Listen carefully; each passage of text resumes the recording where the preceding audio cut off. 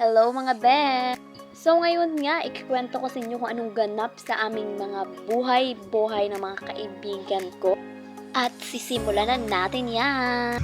Samahan nyo kami mag-explore mga be! At sisimulan natin yan in 3, 2, 1, 10. Ay, kumanta ba naman? Ayan. So kung nakikita nyo nga mga be, nakasakay na kami ng yellow bus. Yellow bus yung tawag namin kasi mga maarte kami. Keme! Patungo na pala kami niyang Imnasi Beach. Ayun na nga mga be. Pagkarating nga namin doon, pumasok na kami sa 7-Eleven para naman makabili ng tubig. Kasi grabe ang init talaga ng panahon. We need to stay dehydrated. Hydrated pala. Para hindi tayo uhaw sa attention. Hoy! Ay, sorry, natamaan ka ba? Kaya kung ako sa'yo, be, uminom ka na maraming tubig para hindi ka uhaw sa atensyon. Well, hindi nga. Ayun nga mga be, pagkatapos namin bumili ng tubig sa 7-Eleven, pumunta naman kami sa Prince. Sa Prince na kami muna magtatambay kasi nga, nakakaya naman doon. Pinagtitinginan na tayo, be. 2 hours ata tayong nakatambay doon. Nagpa-aircon lang. Pagkatapos nga namin bumili ay sumakay agad kami ng tricycle. Ayun nga mga be, pagbaba namin ay naglakad na lang muna kami. Exercise ata sa tuhod. Biro lang, wala po talaga kaming pera sa mga oras na iyan. Sakto lang pampamasahe pa uwi mga be. Ayun nga mga be, naging poor yung Disney princess nyo. 10 years din kaya kami atang hindi nakapunta sa dagat mga be. Huy, ang tagal naman! Ayun nga, nakita nyo yung isa kong kasama mga be. Maglilinis lang daw ng paa, tingnan nyo. Akala ko ba paa lang? Bakit paligo yan? Hindi nakapagtiis sa tubig.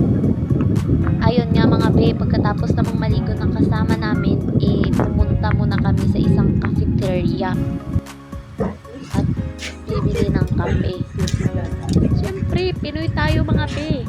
Kahit mainit, magkakape tayo. Ayun na nga mga be. Sa taas pala kami nagpwesto. Kasi nga para kita namin lahat ng view. Lahat ng chicks. At saka chicks. Yeah. Maraming chicks doon. Ay, kadaalan. Apaka-gentleman naman. Ayun nga, nagmamaritis muna kami habang nagkakape at kumakain ng chacharon. At ako lawas. Kaputulog kumpul. Wait a minute. Who are you? Pauwi na sana kami mga be nang biglang may nakita kaming naglalaro. Kaya ayun, nakisali yung mga matatanda. I mean, mga bata. Hayaan nyo na yan mga be. Minsan lang naman kasi kami nakapunta sa dagat kaya sulitin na natin. Worth it din ang pagpunta dito. Charan! Look, what a beautiful. Daan galing sa dagat ng Imnasi. So yan. Tingnan nyo naman yun guys. Kung binabidyo mo gala akong tsura pa Talagang napakahagay. Gana, napakainit dito guys. Super. Yes. At What the fuck? Bitch, fuck y'all. Look. so hi guys. So bali dito na nagtatapos ang aming vlog dahil kami ngayon ay naghihintay na lang ng masasakyan pa uwi. Kaya sana nag-enjoy kayo at sana naintindihan nyo yung video namin. At dito na nagtatapos ang aming gala vlog. Hanggang sa muli. Pang-alam! Ops, sandali lang, hindi doon nagtatapos. Kung ang relasyon nyo ay mabilis matapos, ibahin nyo ang vlog namin. Guys, so nandito nga pala kami ngayon sa isang abandoned hospital dito sa Barangay Bato at itutour namin kayo. Let's go!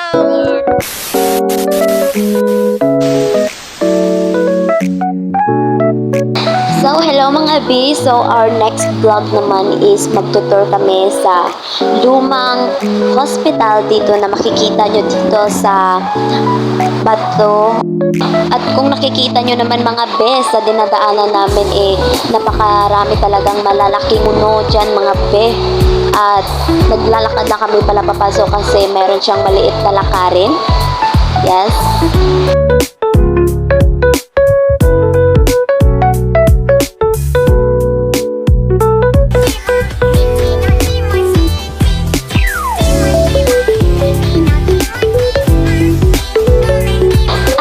Ayun nga mga be, nakarating na nga kami sa lumang hospital. So guys, pupunta pala kami ngayon sa morgue at bakit kami mag-tour. Let's go.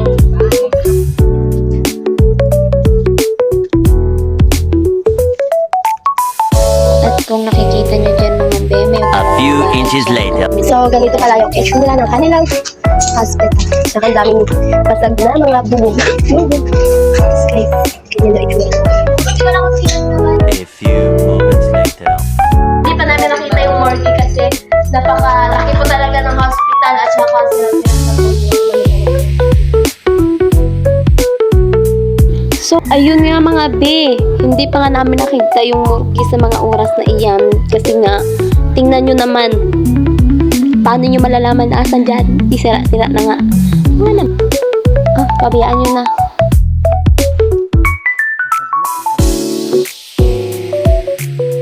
Hindi nga pala namin alam dyan mga be kung ano yung mga pinapasukan namin. Basta kay may pinto at okay pa naman yung sahig, kaya go na go.